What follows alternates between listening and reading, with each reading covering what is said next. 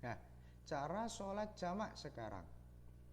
Cara sholat jamak dibagi menjadi dua, yaitu jamak takdim atau jamak yang didahulukan, yakni menjamak dua sholat yang dilaksanakan pada waktu yang pertama. Nah, misalnya menjamak sholat duhur dengan sholat asar. Nah, ini dikerjakan pada waktu duhur. Jadi ketika seorang itu sholat jamak atau mengumpulkan sholat pada waktu awal, pada waktu yang dulu, contohnya sholat duhur dengan sholat asar. Sholat duhur itu waktunya lebih dulu dibandingkan dengan sholat asar. Maka menjamaknya itu di waktu duhur, itu dinamakan dengan jamak takdim. Nah, contohnya lagi sholat maghrib. Nah, sholat maghrib dijamak dengan sholat isya.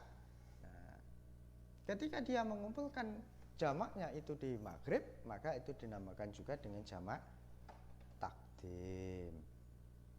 Nah, dalam melaksanakan jamak takdim maka harus berniat menjamak sholat kedua pada waktu yang pertama. Jadi niatnya itu dikumpulkan di waktu yang pertama. Kalau tadi pada waktu duhur dan asar, maka niatnya itu berada di waktu duhur.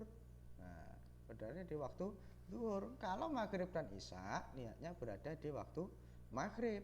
Nah, itu namanya jamak takdim, dan dikerjakannya juga di waktu yang awal. Nah, karena jamak takdim jamak yang didahulukan.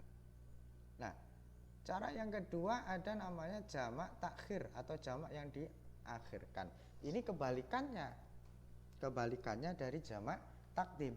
Kalau jamak takdim tadi niatnya itu berada di awal. Nah, atau mengumpulkannya, menjamaknya tadi, mengumpulkan dua sholatnya berada di awal. Kalau jamak takhir itu berada di waktu yang kedua. Misalnya tadi zuhur dan asar. Nah, berarti sholatnya apa?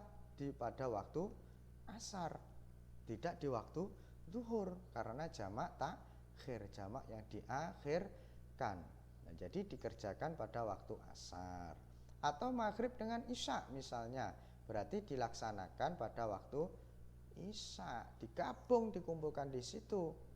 Nah, 3 rakaat maghrib sama 4 rakaat isya dikumpulkan pada waktu isya. Itu namanya jamak takhir. Nah, dalam jamak takhir ini, saat melaksanakan jamak takhir maka harus berniat menjamak dan berurutan. Tidak disyaratkan harus mendahulukan sholat yang pertama. Nah,